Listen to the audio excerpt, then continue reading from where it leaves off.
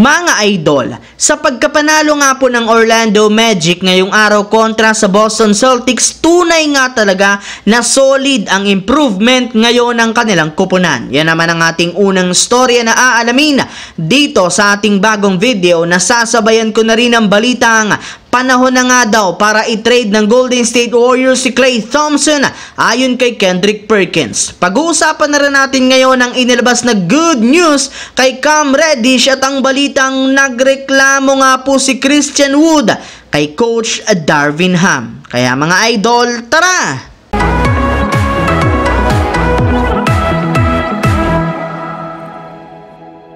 Simula nga po mga idol sa pagiging isa sa mga pinakakulelat na kupunan sa NBA last season, ginulat nga literal ng Orlando Magic ang buong liga ngayon matapos silang maagang umangat sa Eastern Conference. Sa katunayan, matapos nga po nilang i-upset ngayong araw ang Boston Celtics, umangat na nga po sa 11 wins, 5 losses ang kanilang record kung saan pangalawa na nga sila sa standings ng East. At ang maganda pa nga po dyan, meron naman nga sila ngayong hawak na 6-game win streak. Ilang malalakas na kupunan na rin naman nga po ang kanilang pinatumba at tinambakan ngayong season, katulad na lamang ng Los Angeles Lakers, Milwaukee Bucks, Boston Celtics at ang ating defending champions na Denver Nuggets. Kaya dyan pa lang kitang-kita na solid nga po ang improvement na nangyari sa kupunan ng Orlando Magic gamit ang kanilang mga batang malalaro na nag-improve ng husto dahil sa maganda nilang sistema na ginagamit ngayon sa kanilang mga laban. Samantala, pumunta naman tayo sa ating pangalawang storya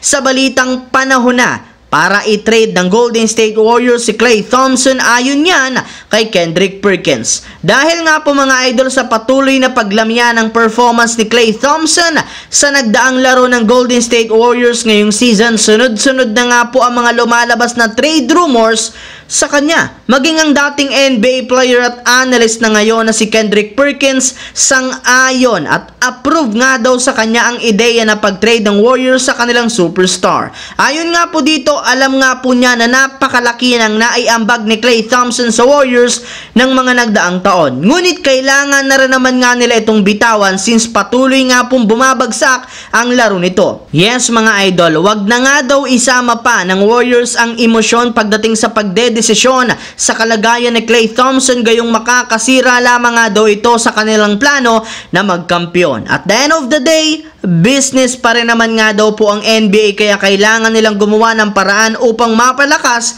ang kanilang lineup. At isa na nga po dyan ay ang paggamit nila kay Klay Thompson bilang trade assets upang makakuha sila ng mas magaling na superstar na makakatulong kay Stephen Curry. Habang dumako naman tayo sa ating huling storya sa inilabas na good news kay Cam Reddish at ang balitang may reklamo nga po si Christian Wood kay Coach Darvin Ham. Pagkatapos nga po mga idol na matalo ang Lakers sa kanilang game kontra sa Dallas Mavericks noong nakaraan, magkakaroon nga po ang kanilang team ng 2 araw na pahinga bago sila sumabak sa isang matindi-tinding 4-game road trip. Medyo mahihirapan nga talaga ang Lakers sa kanilang mga susunod na laro since bukod nga sa malalakas ang kanilang mga susunod na makakalaban, sobra pa rin namang nag-i-struggle na manalo sa kanilang mga games dahil hindi pa rin kompleto ang kanilang lineup. Pero wag naman nga pong mag-alala, gayong base nga sa pinakahuling nilabas na balita, malaki ang posibilidad na maglaro kontra sa Cleveland Cavaliers si Cam Reddish since in-upgrade na nga ito sa questionable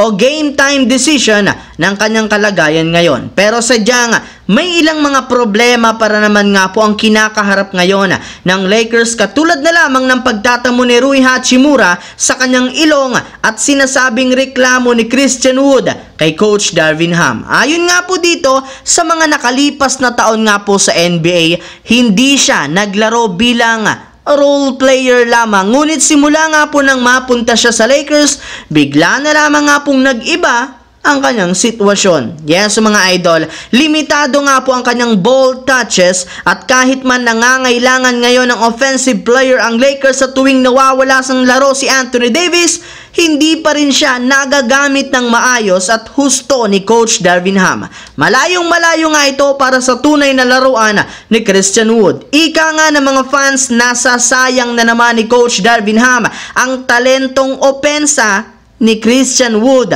ngayong season.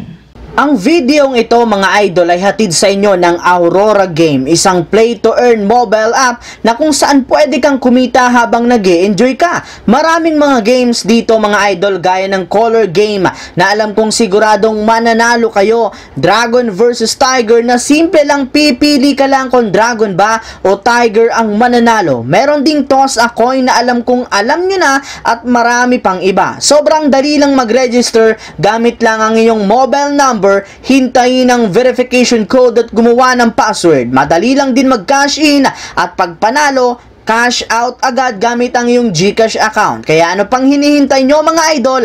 Mag-download na at manalo. Nasa comment section ang link para makapagsimula na kayo. So yun lamang mga idol ang ating bagong balita ngayon na ating pinagkwentuhan dito. Once again, this is your J-Zone TV. Huwag kalimutang mag-like at syempre mag-subscribe na rin. Pindutin ang notification bell sa akin channel para lagi kayo maging updated sa mga videos na pinapalabas ko. Shout out sa lahat ng solid na laging nanonood dyan. Maraming salamat mga idol.